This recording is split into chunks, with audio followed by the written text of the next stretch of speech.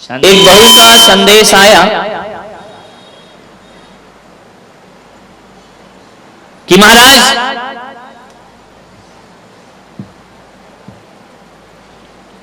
आपने कल बहुत कुछ बोला, थोड़ी हमारी भी विनती सुन लो। आपने बोला कि लड़ाई झगड़े की जड़ कोई है तो बहू है, थोड़ा बहुओं की पुकार भी सुनो। इनका बात तो सही है। मैंने कहा समस्या क्या है? बोली समस्या एक ही है। बोली समस्या एक ही है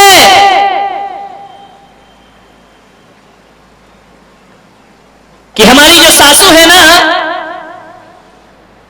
वो मेरे बारे में अलग सोच रखती है, बहू के बारे में अलग सोच रखती है और बेटी के बारे में अलग सोच रखती है। समस्या यहां खड़ी हो जाया करती है। वह बहू के लिए कुछ और विचारधारा में जीती है और बेटी के लिए किसी और विचारधारा में जिया करती है। समझो थोड़ा सा, अम्माओ सुधर जाओ, गंगा नहाओ, ज्ञान की गंगा बह रही है, ध्यान रखिए। मैं बड़े बड़े ग्रंथों पर भी प्रवचन कर सकता हूं, मैं समय सार पे बोल सकता हूं, मैं गीता पे बोल सकता हूं, मैं महापुराण पे बोल सकता हूं, मैं कुरान पे बोल सकता हूं, लेकिन मुझे यह लगती है सबसे बड़ी मजबूरी कि आगम की बड़ी बड़ी बातें करने से पहले आदमी के जीवन में नैतिकता और व्यवहारिकता आना चाहिए। आदमी नैतिक और व्यवहारिक नहीं हुआ, आदमी ने यदि अपने जीवन को बदलने का प्रयास नहीं किया तो बड़े बड़े ग्रंथों से कोई क्रांति खड़ी होने वाली नहीं। पहले अपने घर को मंदिर बनाओ। एक बात बताओ, मंदिर में महिलाएं जाती हैं, आदमी भी जाते हैं, सूरत में तो बहुत ज्यादा जाते हैं। एक बात बताओ, मंदिर जाते हो कितनी देर रहते हो मंदिर में? ईमानदारी से बोलो, जोर से बोलो ना, जेल की थोड़ी पूछ रहा हूं। 10 मिनट काहे को जाते हो? जा ही मत करो। हाँ, आधा घंटा, इस उम्र में तो 1 घंटा रहना चाहिए। ध्यान रखिए, आप मंदिर जाते हैं, आदमी 10 मिनट रुकता है, 15 मिनट रुकता है, 20 मिनट रुकता है, ज्यादा से ज्यादा 1 घंटा, और जोर लगा दो 1.5 घंटा, 2 घंटे अम्मा जी हुई तो ध्यान रखना, जिस मंदिर में तुम जाते हो 1 घंटा उस मंदिर में रुकते हो और उस मंदिर को बहुत पवित्र बना करके रखा करते हो, मंदिर में शांति का वातावरण निर्मित करते हो, मंदिर का वातावरण बड़ा पवित्र और पूजनीय बना दिया करते हो। सूरत वालों में आपसे कह रहा हूं, जिस मंदिर में 1 घंटे रुकना है उसे पवित्र बनाते हो, और जिस घर में 23 घंटे रहना है उसे पवित्र क्यों नहीं बनाते हो? उसे मंदिर जैसा पावन क्यों नहीं बनाते हो? 1 घंटे वाले मंदिर की पवित्रताएं हैं, 23 घंटे वाले घर को अशांत क्यों बनाते हो? 1 घंटे जो आप मंदिर में सीखते हो उसे 23 घंटे जीवन में जीने का प्रयास करिए, तुम्हारा मंदिर जाना सार्थक और सफल हो जाएगा। 23 घंटे जियो। मंदिर पाठशाला है, घर प्रयोगशाला हुआ करती है, ध्यान रखिए। 1 घंटे मेरे प्रवचन सुन के मत सोचना कि हमारा कल्याण उद्धार हो जाएगा। जो 1 घंटे मैंने दिया है उसे 23 घंटे जीने का प्रयास करिए, जीवन आपका धन्य हो जाएगा। 23 घंटे जियो। किसी को डॉक्टर बनना है, इंजीनियर बनना है, अकेली थ्योरी से काम नहीं चलता है, थ्योरी के साथ साथ उस आदमी को प्रैक्टिकल भी करना पड़ता है। तो 1 घंटे जो यहाँ ज्ञान गंगा महोत्सव के माध्यम से दिया जा रहा है, वह मैं तुम्हें केवल थ्योरी देने का प्रयास कर रहा हूँ। जीवन में डॉक्टर की, इंजीनियर की उपाधि तो लेना आसान है, एक सच्चे और अच्छे इंसान की उपाधि लेना बहुत कठिन काम हुआ करता है। 1 घंटे की इस पाठशाला को घर में जाके 23 घंटे जीने का प्रयास करो। ये ज्ञान गंगा महोत्सव है। मैं नहीं चाहता हूं, न मेरा उद्देश्य है कि आप जैन बन जाए, मैं नहीं चाहता हूं कि धर्मांतरण हो, मैं नहीं चाहता हूं आप अपनी आस्थाएं छोड़ दें। जो जिस आस्था में जीता है जिए, जिस परमात्मा को मानता है माने। मैं पुलक सागर यदि महावीर की वाणी लेकर के आया हूं, भगवान महावीर के सिद्धांत लेकर के आया हूं, मैं कोई अलग बात नहीं बोल रहा हूं। सिद्धांत भगवान महावीर के हैं और भाषा केवल मेरी है, और दृष्टांत महावीर के हैं, दृष्ट मेरा हुआ करता है। आपसे इतना ही निवेदन है, महावीर की ही बातें हैं ये। आपसे मैं इतना कहना चाहता हूं, लोगों ने होर्डिंग्स में लिखा है सूरत वालों, मुझे आपसे कुछ कहना है। एक व्यक्ति मेरे कमरे में आए, बोले बोलो क्या कहना है। मैंने कहा मुझे कुछ नहीं कहना है। बोले लिखा काहे को है कि सूरत वालों मुझे आपसे कुछ कहना है तो कह दो। मुझे इतना ही कहना है, ना मैं तुम्हें हिंदू बनाना चाहता हूं, ना मैं तुम्हें जैन बनाना चाहता हूं, ना मैं मुसलमान बनाना चाहता हूं। मैं पुलक सागर तो एक भारत के लिए सपना देखना चाहता हूं कि मेरी सभाओं में आकर के कोई भी जैन मत बनना, कोई जरूरत नहीं है जैन बनने की। लेकिन मैं इतना निवेदन करूंगा, मैं तुम्हें जैन बनाना तो नहीं चाहता हूं, लेकिन मैं तुम्हें अच्छा मैन बनाना चाहता हूं। और जो अच्छा मैन बन जाता है वो दुनिया में हकीकत जैन हुआ। जैन कौन? जो अच्छा मैन है। और जो अच्छा मैन नहीं है वह जैन होकर भी जैन नहीं हो सकता है। ध्यान रखिए, मैं जैन नहीं मैन बनाने आया हूं। ध्यान रखना, जीवन को बदलने का प्रयास करो। क्रांतियां हो रही हैं देश में, मान्यवर पूरा देश खुशहाल है, सबके चेहरों पर आनंद है। 70 साल में जो इस देश में नहीं हुआ, मोदी जी ने वह करके दिखा दिया। 70 साल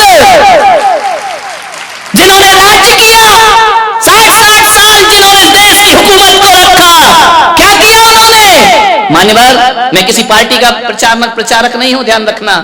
ना मुझे कोई बीजेपी से कुछ लेना देना है, ना मुझे कांग्रेस से कुछ लेना देना है, ना मुझे सपा की साइकिल चाहिए, ना बसपा का हाथी चाहिए। मैं पुलक सागर हूं, मैं किसी पार्टी का समर्थक और विरोधी नहीं हूं, लेकिन मेरा आशीर्वाद और मेरी शुभकामनाएं किसी के साथ है जो राष्ट्र हित का चिंतन करेगा, वही इस देश पर राज्य करेगा, उसी के लिए यह देश है। मान्यवर, हमारा तो यही चलता है, हम किसी पार्टी के नहीं है।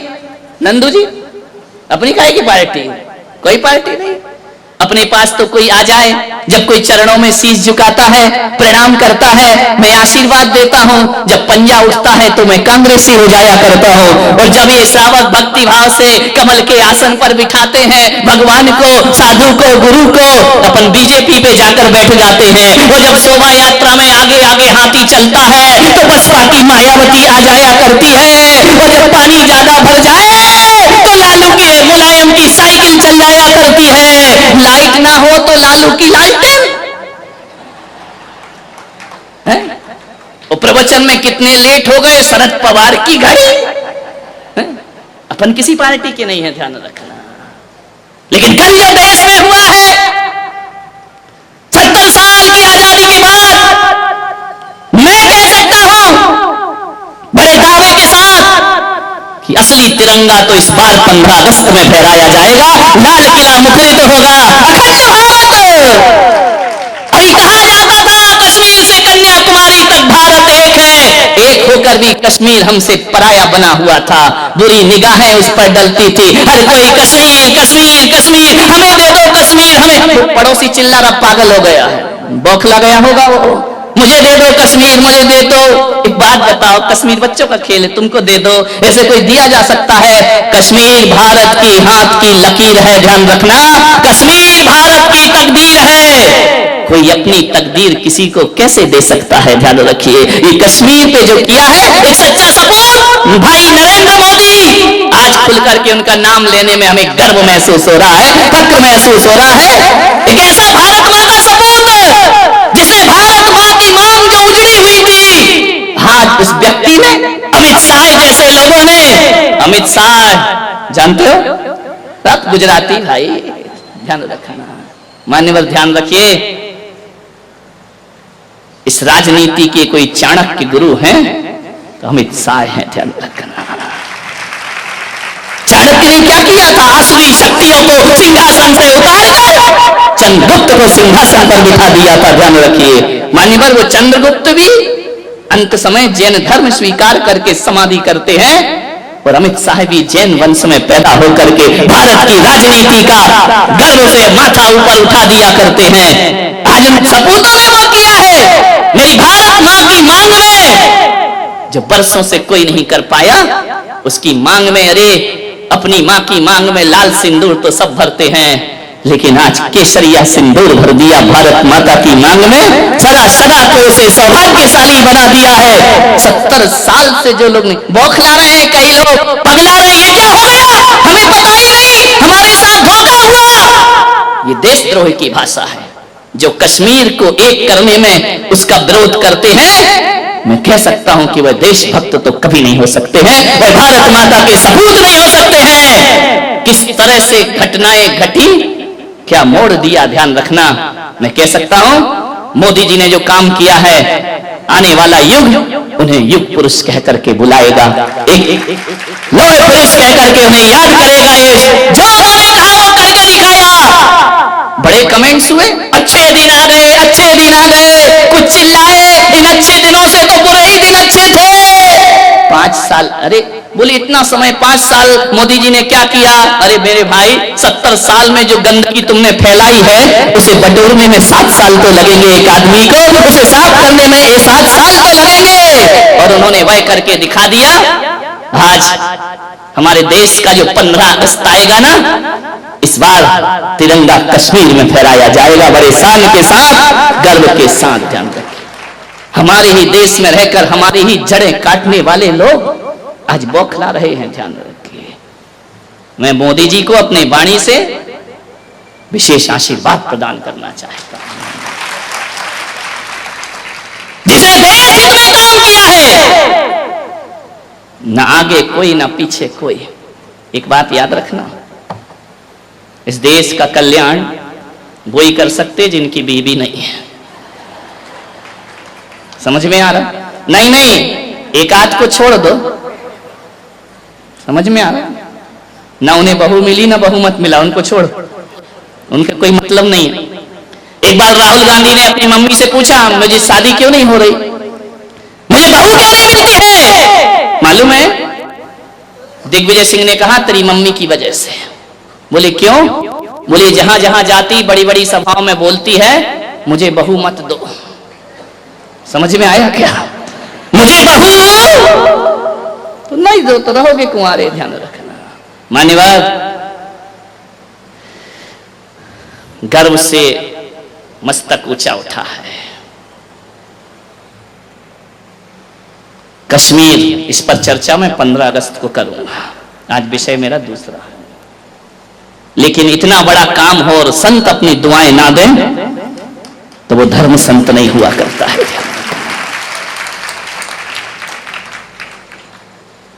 बहुत बड़ा फैसला लिया है, नारियों का उद्धार किया, 3 तलाक का बिल पास किया है। जो नारी भोग की वस्तु बनी थी, उसे उन्हें आदर्श बना करके खड़ा कर दिया मोदी जी ने। अभी देखना आगे आगे और क्या होगा।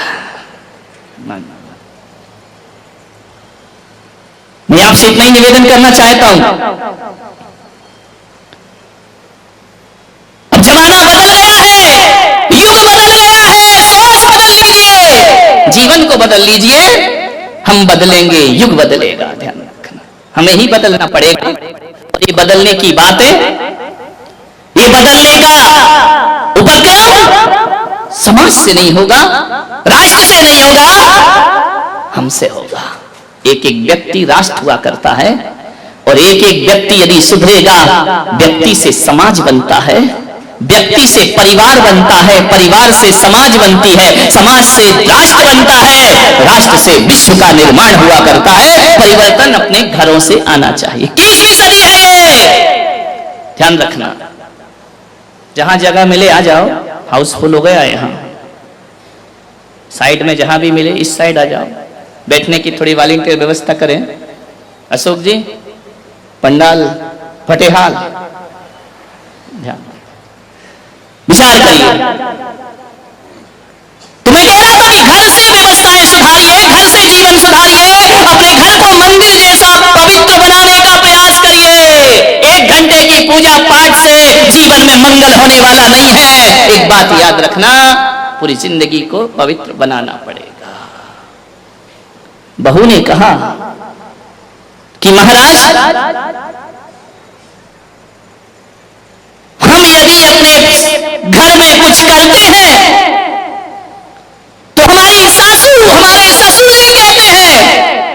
लिमिट क्रॉस हो रही है। हमसे कहा जाता है फ्रीडम ज्यादा मिल गया है, स्वतंत्रता ज्यादा मिल गई है, यह बातें बोली जाती हैं महाराज। और जब यही बातें हमारी ननन जब ससुराल से पीहर आती है ना, तो यही माँ उसे समझाती है कि बेटा ससुराल में कैसे रहना, ससुराल की हुकूमत कैसे करना, ज्यादा सास से दबना नहीं, झुकना नहीं। जिस बातों का विरोध करती है मेरी, वही बातें वो मेरी ननद को सिखाती है। बहुत पीड़ा होती है महाराज, बहुत दर्द होता है महाराज।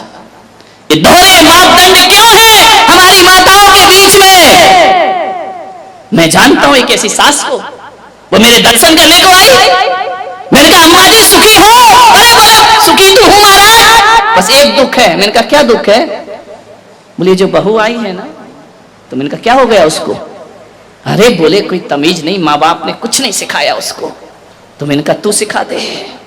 अरे बोले महाराज देखने गए थे, शादी की थी, अब तो बड़ी सुशील लग रही थी, 8 बजे तक सो के नहीं उठती है, पूरा घर उठ जाता है, वो सोती रहती है, बड़ों को बड़ा नहीं समझती, छोटों को छोटा नहीं समझती, बड़ी बेरुखी से बात किया करती है। बहुत दुखी हूं महाराज, जब से ये बहू आई है मेरे जीवन में नरक हो गया। मैंने कहा और मम्मा जी बेटियां कैसी हैं? अरे बेटियां, अरे क्या बताऊं महाराज, क्या किस्मत लेकर आई हूं मैं, क्या पुण्य कमाए थे किस जन्म में। मैंने कहा क्यों क्या हुआ? बोले ऐसे कंवर साहब मिले हैं, ऐसे कंवर साहब मिले हैं। मैंने कहा कैसे मिले हैं? अरे हीरा है हीरा।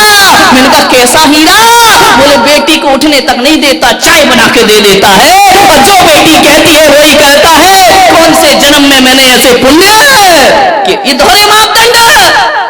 बहू को कहती है किस्सों के समय पे नहीं उठती, वो दमाद से कहती दमाद हीरा है।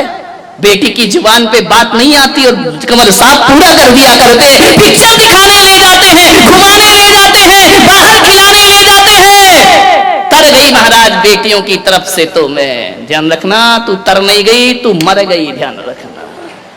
विचार ये स्थिति हमारे घरों की। बहू के लिए उसी चीज पर पाबंदी और बेटी के लिए उसी चीज की शिक्षा। ये दोहरे मापदंड नहीं चलेंगे, ध्यान रखिए। निवेदन है मेरा, मैं ससुर से और सासुओं से निवेदन कर रहा हूं, दोहरे मापदंड मत रखिए। एक जानते हो, एक महिला मंदिर आई, अम्मा जी रास्ते में मिली, नमोस्तु महाराज, प्रणाम प्रणाम। उनका अम्मा जी बड़ी खुश दिख रही है। बोले बहुत खुश हूं महाराज। मैंने कहा क्यों? मैंने कहा कितने बच्चे हैं तुम्हारे? बोले 4 बेटियां हैं। 4 बेटियां सुखी हैं? सुखी तो क्यों नहीं रहेंगी? जब मैंने उनकी शादी की थी ना, तो महाराज क्या बताऊं तुम्हें, मेरा भी दिमाग ऐसा चला। मैंने कहा अपनी लड़कियों की शादी वहां करूंगी जिस घर में सास नहीं है, और सास नहीं है तो हुकूमत अपने हाथ में। इतनी मैंने कहा चारों मिल गए, ऐसे तुम्हारे चारों मिल गए, राम लक्ष्मण भरत शत्रुघ्न से, सास नहीं है उस घर में। इतना राज करती हैं हमारी बेटियां, जो कहो वो होता है। तो मैंने कहा अम्मा जी और कोई कमी जिंदगी में? बोले एक कमी है। मैंने कहा क्या? बोले जो हमारा लड़का है ना। मैंने कहा हाँ। बोले 35 साल का हो गया। समझ गए क्या? ऐसी बातें आपको डायरेक्ट समझ में आती है। बोले 35 साल का हो गया महाराज। तो मैंने कहा हो गई नहीं। अरे बोले ऐसा नहीं, अभी तक कुंवारा बैठा है, शादी नहीं हो रही उसकी, बस एक तकलीफ है।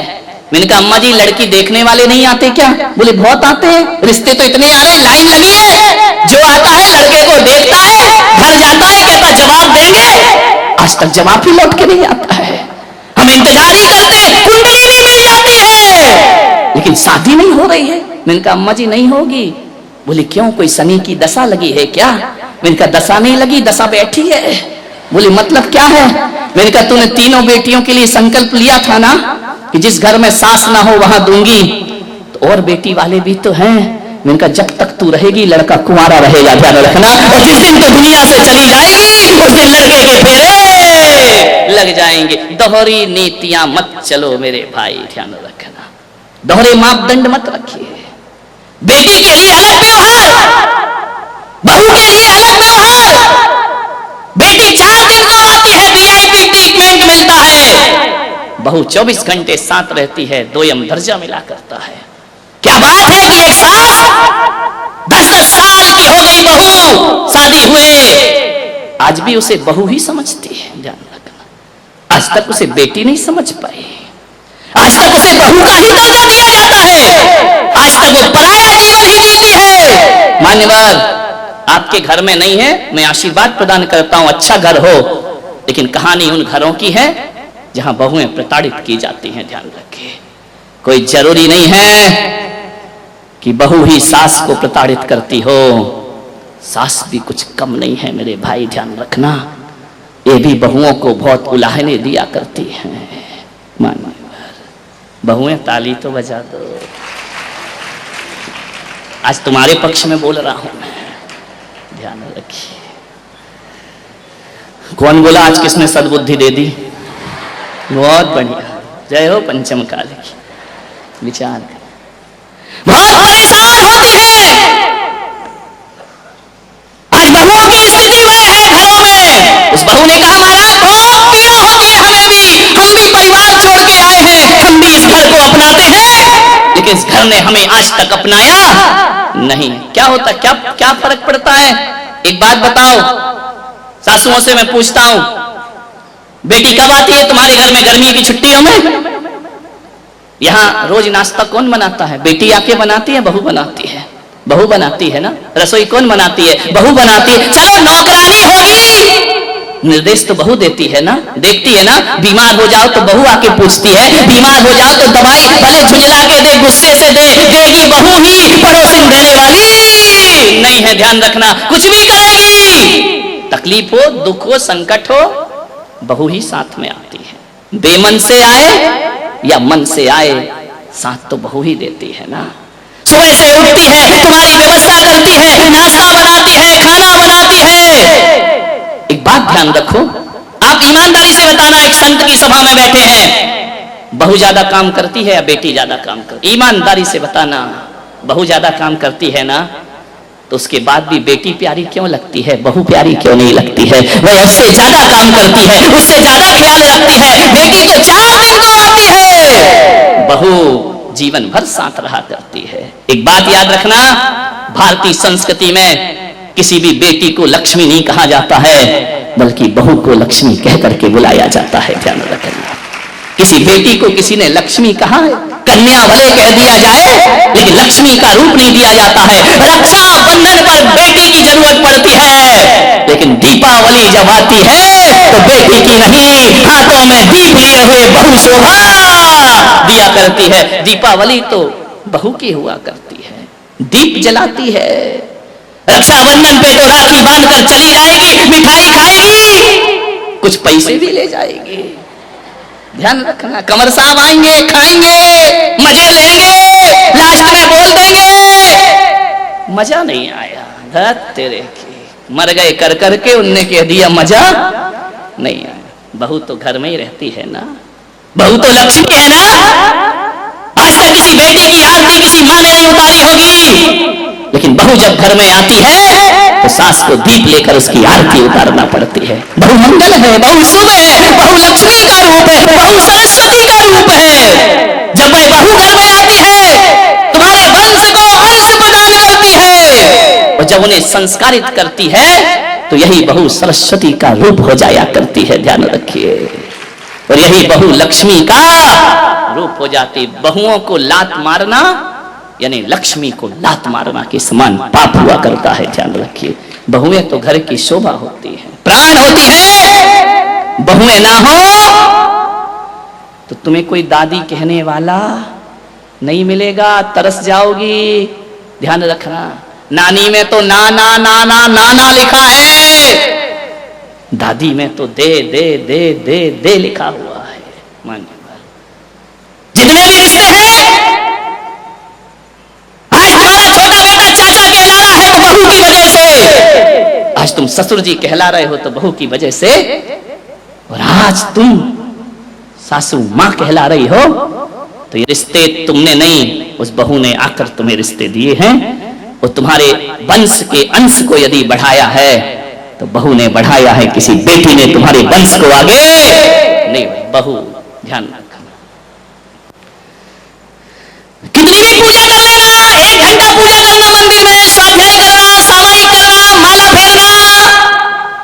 भगवान महावीर ने कहा है शरीर और आत्मा में भेद करोगी तो सम्यक दृष्टि हो जाओगी, और बहू और बेटी में भेद करोगी तो मिथ्या दृष्टि हो जाओगी। ध्यान रखना, बहू बेटियों में भेद की रेखा मत खींचिए। कितना भी प्रवचन सुन लो, कितनी भी समाज सेवा कर लो, कितना भी धर्म कर लो, यदि बहू से नफरत करती हो तो आपकी पूजा पाठ सब एक पाखंड है, एक ढोंग है, कुछ नहीं होने वाला, इससे कोई कायाकल्प होने वाला नहीं है। ये पूजाएं तुम्हें स्वर्ग नहीं भेज सकती हैं, ये पूजाएं तुम्हें मोक्ष नहीं ले जा सकती हैं। कितना भी कर लेना, समाज में बड़ी बड़ी माला पहनने से कोई महान नहीं हुआ करता है। अरे एक बात याद रखना, ये समाज की मालाएं कोई हकीकत की नहीं हुआ करती हैं, 80% तो धोखेबाजी हुआ करती है। आपसे मैं निवेदन करना चाहता हूं, समाज के सम्मान में कोई व्यक्ति महान नहीं होता है, अपने घर में जो सम्मान पाता है वो दुनिया में महान हुआ करता। अपनी बहू की नजरों में उठी हो क्या? अपने परिवार की नजरों में अच्छे बने हैं क्या? नहीं बनते हैं। दुनिया की नजरों में महान बन जाओ, कोई कीमत नहीं हुआ करती है। अपने घर की नजरों में ऊपर उठने का प्रयास करिए। मानिए, तकलीफ क्या हो जाती है?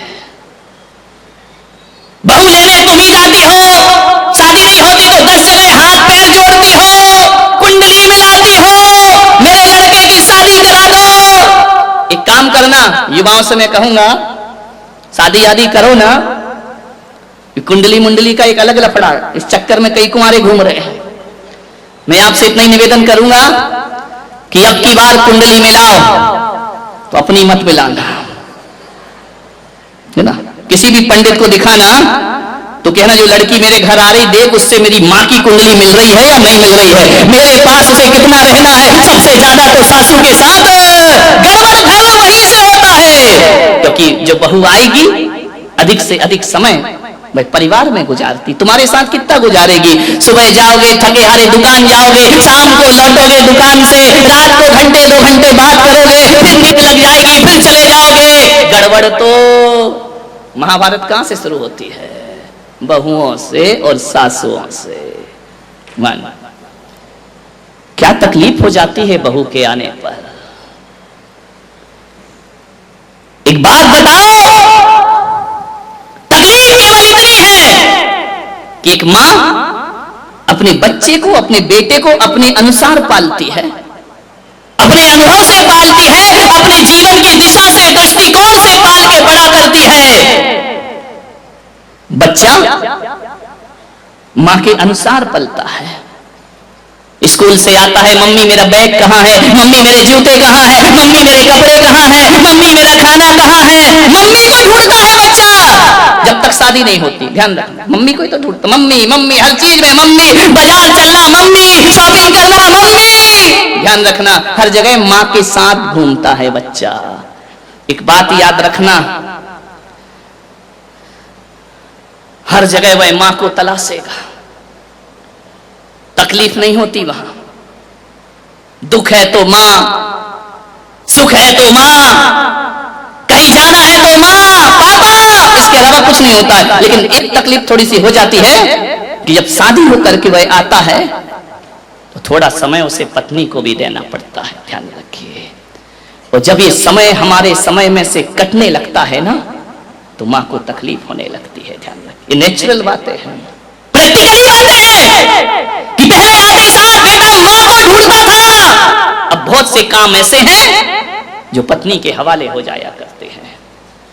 और जब कोई काम, जब वह आवाज अपनी पत्नी को देता है और मां को नहीं देता, थोड़ी सी तकलीफ हो जाती है भीतर। ध्यान रखना, शादी के बाद जितनी मुश्किल सासू को होती है ना, उससे ज्यादा मुश्किल लड़के को भी हुआ करती है। ये मत सोचो कि केवल बहू को एडजस्ट करने में वक्त लगता है, परेशान होती है। लड़कों को भी बहुत दिक्कत, जब तक शादीशुदा लड़कों से पूछो, हमेशा कहते इससे तो, हाँ ये तुम क्यों बोल रहे हो, उनको बोलने दो। ध्यान रखिए, क्या स्थिति बनती है उस लड़के की, क्या करे, उसकी भी जिम्मेदारी होती है थोड़ी पत्नी के प्रति। वह लड़की हमारे घर में आती है, वो लड़की का कौन है उस घर में? एक बात बताइए, जो बहू आई है तुम्हारे घर में, तुम्हारी तो बेटी भी है, तुम्हारा तो छोटा बेटा भी है, तुम्हारा तो बड़ा बेटा भी है, तुम्हारा तो पति भी है, सब कुछ तुम्हारा है, उसका कौन है इस घर में? तो पहली बार आई है ना, वह तो नहीं जानती, वह किसी को नहीं समझती है। तुम अपने बच्चे का नेचर समझती हो, तुम अपनी लड़की का नेचर समझती हो, बहू की ट्यूनिंग तो किसी से नहीं मिलती है। अब एक बात बताइए, यदि वो बहू अपने इमोशनल को, अपनी भावनाओं को अपने पति से शेयर नहीं करेगी तो फिर किससे करेगी? किससे अपनी बातें बताएगी? किससे अपने दिल की बातें बताएगी? वह पराए घर से आई है, उसे भी तो ट्यूनिंग मिलाने में वक्त लगता है, 5 साल लगता है, 10 साल लगता है। आप अपने बच्चे से 25 साल में ट्यूनिंग मिला पाती हो, बहू से कहती 2 दिन में इस घर में एडजस्ट हो जाओ। वक्त लगता है, समय लगता है। वह किससे बोले? अपनी अच्छी बातें, बुरी बातें ले दे के उससे पति से ही बोलना पड़ेगा। उसके सपोर्ट में कौन है? मान लो किसी को, किसके भरोसे आई है? वो एक पति के भरोसे आई है ना। तो एक बहू यदि पति से समय मांगती है, एक बहू अपनी भावनाएं यदि पति से शेयर करती है, तो सासुओं को दुख नहीं होना चाहिए मेरे भाई, क्योंकि वो पूरी जिंदगी पति के भरोसे ही जीने के लिए वहां पर आई है। आपसे मैं इतना ही निवेदन करूंगा। लेकिन वो लड़की जो पराए घर से हमारे घर आई है, उसके हर एक्शन का वैल्यूएट किया जाता है। वह क्या कर रही है, कैसे बोल रही है, कैसे चल रही है, कैसे खिला रही है। ज्यादा हंस रही है तो आफत है, नहीं हंसती है तो आफत है, रो देती है तो आफत है। सुबह सुबह जल्दी उठ जाए, काम करे, तो सासू कहती डिस्टर्ब मत कर, लेट हो जाए, अभी तक सो रही है। ध्यान रखना, कितनी निगरानी रखते हो एक बहू पर, ध्यान रखिए। मान्यवर, थोड़े से जीवन को बदलिए।